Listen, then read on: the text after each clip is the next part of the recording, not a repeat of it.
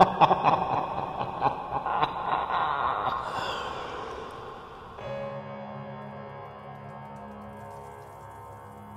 was born in Singapore in 1951 to British and Australian parents. We lived in various cities in Malaysia during the 1950s, 60s, and 70s.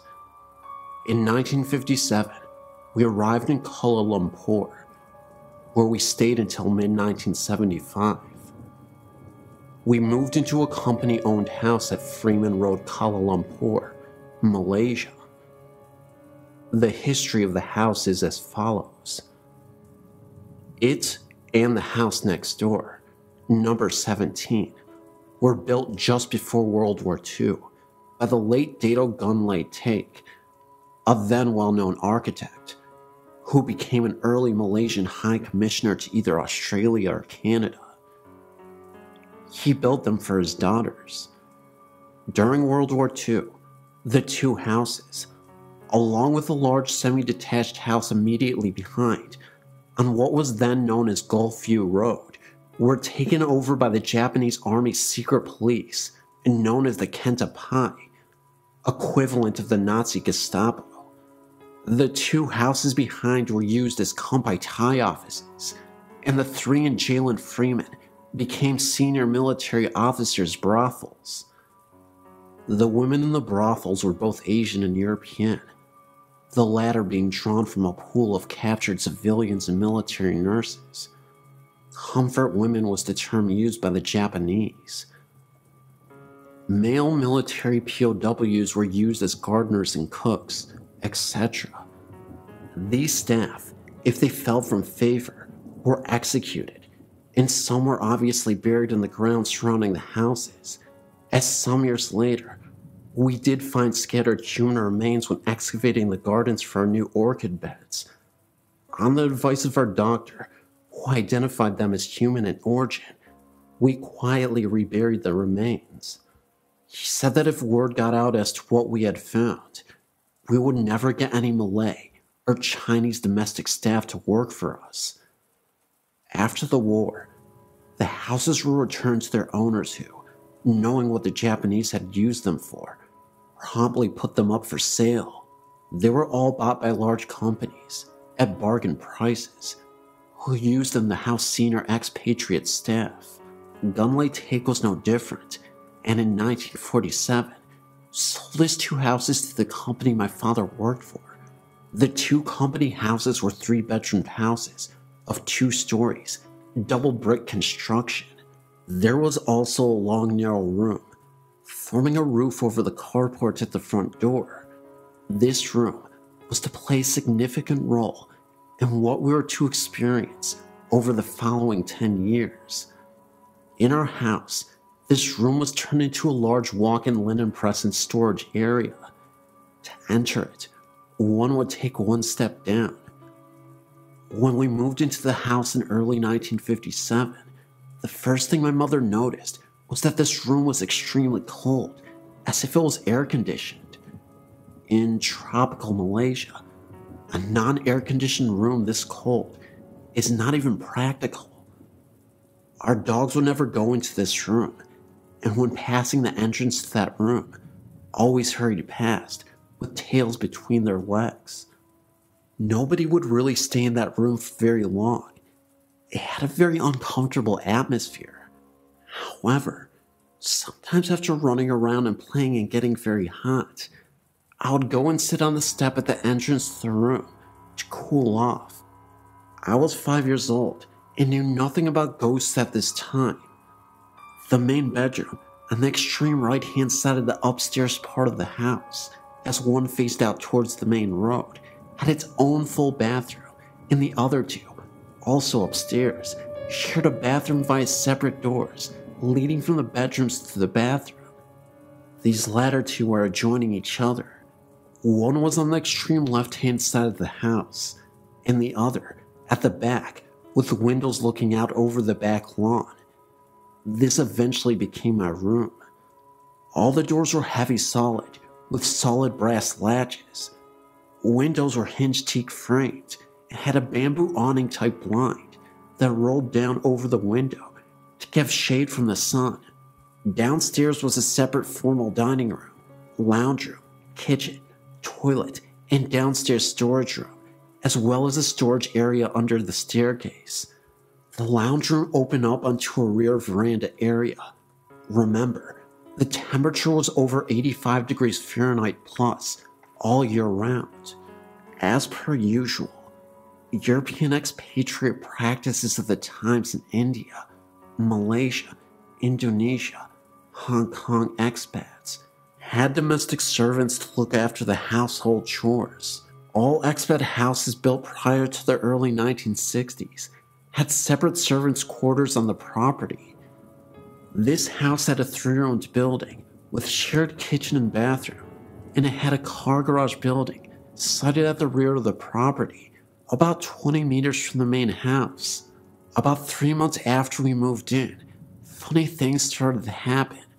The first incident was the appearance of a white cat. Interestingly enough, it always followed the last person who went into my parents' bedroom at night, the bedroom at the right-hand side of the house. This cat made no sound, but appeared from nowhere and scuttled into the room as the door was opened. This bedroom was air-conditioned. A thorough search of the room failed to find the cat, but next night, there it was, entering again. At the time, we had no cats.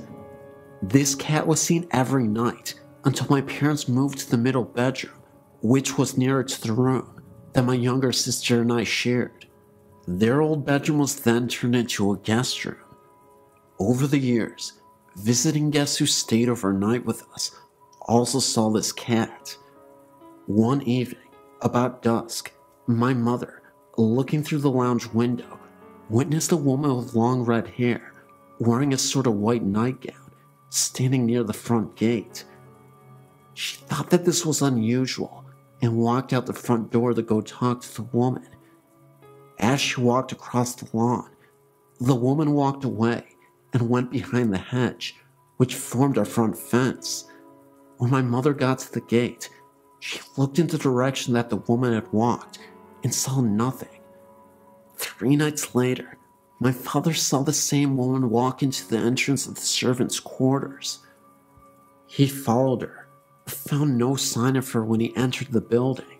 She was never actually seen in our house, only on the front and back lawn and in the servants' quarters, but she was regularly seen in the house next door, number 13, and also in one of the houses behind.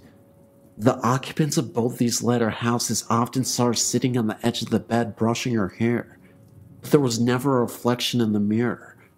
When spoken to, she would turn her head, smile, and slowly fade from view.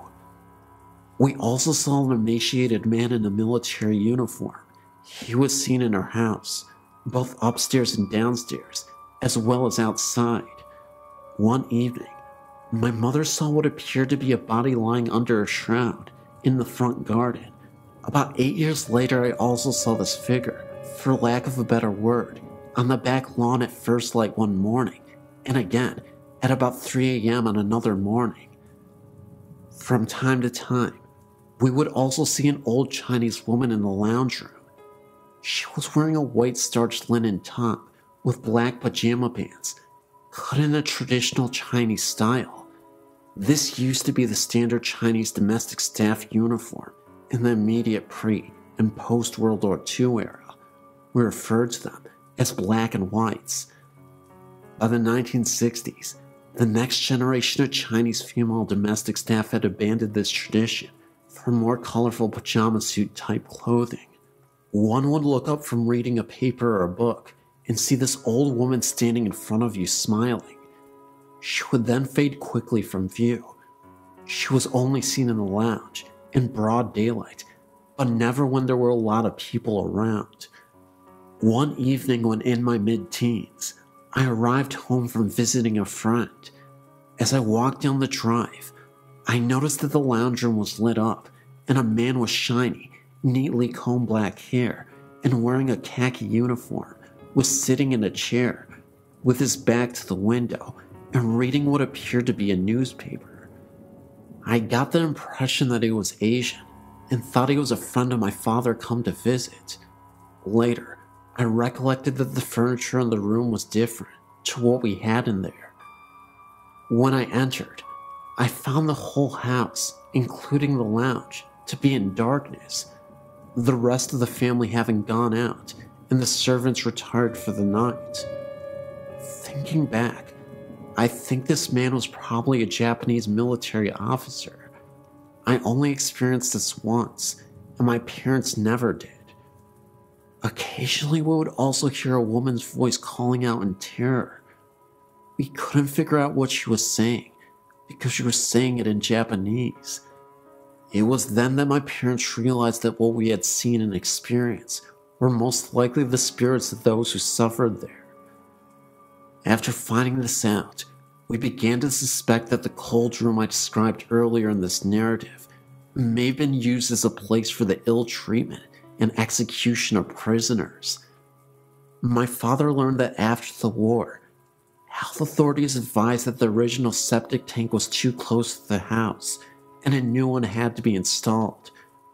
While digging the new pit, workers had dug up human remains.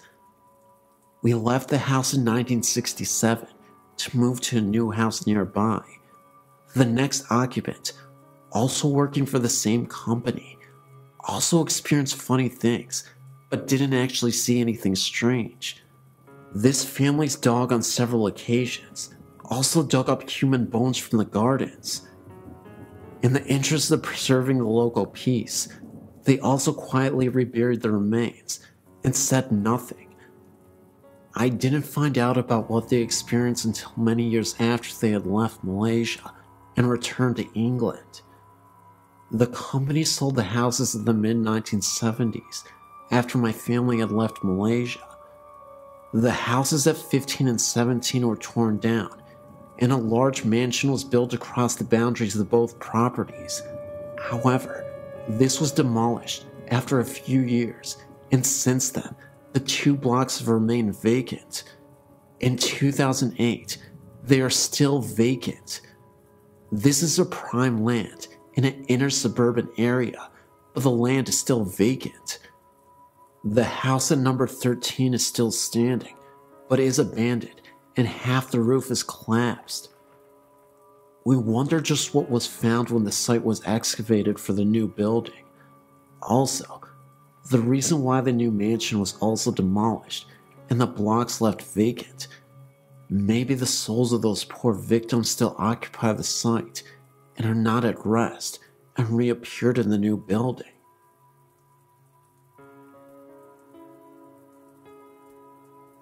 I was shocked to see that in Lovejoy, Georgia, there were apparitions. I too had an experience, but didn't think much about it, especially after everybody looked at us. My mother-in-law also saw it, as if we were crazy. We used to live in a new apartment complex. One day, I was sitting on the counter eating lunch, and my mother-in-law was in the living room. As she came towards me to get to the kitchen, we both saw a man going towards the room at the end of the hall. Our first instinct was that one had broken into the apartment. We did get a chill, but at the same time, we didn't seem it was a big deal. We just figured it was the fact that we had gotten scared. I grabbed the phone, and we walked towards the hallway. When we looked, we saw nobody. We thought they had gone into the bathroom or the laundry room. When we saw nobody, we looked in the closet of the room, but again, didn't see anybody. After we came to our senses, we realized that nobody could have entered because we would have heard the door and the alarm would have went off anyway. 2 guys that slept in that room told us afterwards that they would have trouble sleeping for a long time. On occasion, they would hear the water running, but they thought it was the other one.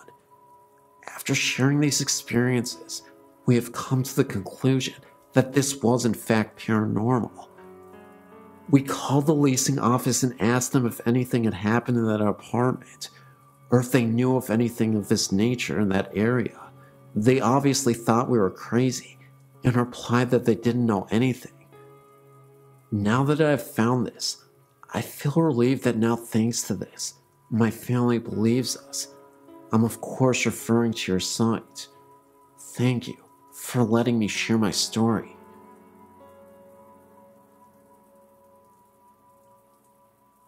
There's a lot of things in my life I've seen over the years, but nothing has disturbed me quite like this. It was the weekend of break for myself and my mom, and we decided to go up to Oklahoma City to see my cousins. Everything was great. I got to see some relatives, and nothing seemed quite out of the normal. That is as far as normal went that night. While taking the 4-hour drive back, I noticed that the moon was very huge and blood red. Of course, I didn't know about the eclipse that day, so it was cool to watch as we drove to Ferris, which is a tiny town between Lane and Antlers. I remember that my mother pulled into the Veterans Bridge in Aloka when a couple miles down the road, I happened to look up, and an elderly couple was standing on the side of the road, staring across as if watching something. It reminded me of the Grant Wood painting of the farmer. I remember looking at a clock a moment before and saw it was midnight. The moon was still out and still red. What makes it even worse for myself is that my mother also caught a glimpse of them. I turned around shocked, and I felt like if I turned around, they would be flying behind us screaming. I've passed by several times since then, and every time I get a shiver up my spine, remembering what happened that night. I still get teased a bit about it, even to this day, even though my mom was pretty spooked out herself. My dog and I have been traveling the mountains of upstate New York and Pennsylvania for 17 years. So when he left me last February 2007, I brought him to his favorite spot. There was still snow on the ground, and tracking through the woods at this time was very difficult. I tried to break ground with the pick that I carried, but the ground would not permit me. I found a nice spot and laid him under some brush beneath some trees. I told Dylan I would be back. 3 weeks passed before I was able to get back to him. When I was driving up the dirt road, all I could think about was how I was going to find him. Being where I'd laid him down, I thought I'd find him in pieces. Was getting sick to my stomach. He was my boy, and this had to be done. When I reached him, it was just like I had laid him down. Thought this was weird. He wasn't even stiff. It was like he was waiting for me to come back. It was nice being with him, even though he had passed. The rest of the afternoon off and on, I dug his grave, going very deep so the wild animals couldn't dig him up. I took off my coat and wrapped it around him and laid him in the grave. Dusk was setting in, and all of a sudden, I heard children moving all around me, laughing and giggling. I knew this wasn't natural for children to be where we were, for the closest house was at least 10 miles away. I still dismissed this in my mind, as the circle we were using around me kept getting smaller. I would stop every now and then and listen, but I would hear no breaking branches, which should have been happening. Thank God I already had a cross I made, for night was now upon me. When I was tracking up the mountain towards my car, these spirits were in a horseshoe behind me. Every now and then, I would turn around to keep them behind me, but this still didn't stop the giggling. Never heard this type of laughter before. When I made the clearing where my car was, the noise finally stopped. I popped the trunk open to put the pick and the shovel in. Then, I leaned over the hood of my car. There stood 5 solid white entities at the edge of the woods. They were not children. For the past 11 months, I've been visiting his graves to make sure his resting place is kept up and comfortable. Once, I saw a dark figure that drifted across the opening. Another time, this figure was floating 7 yards from me. I even heard bullfrogs croaking. I'm an educated man. I'm not crazy.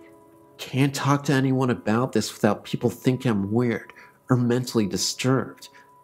Either way, this was a tale that I thought you'd enjoy. It's 100% real. I swear my life on it. I know I may only have my word, but it's the best I can do.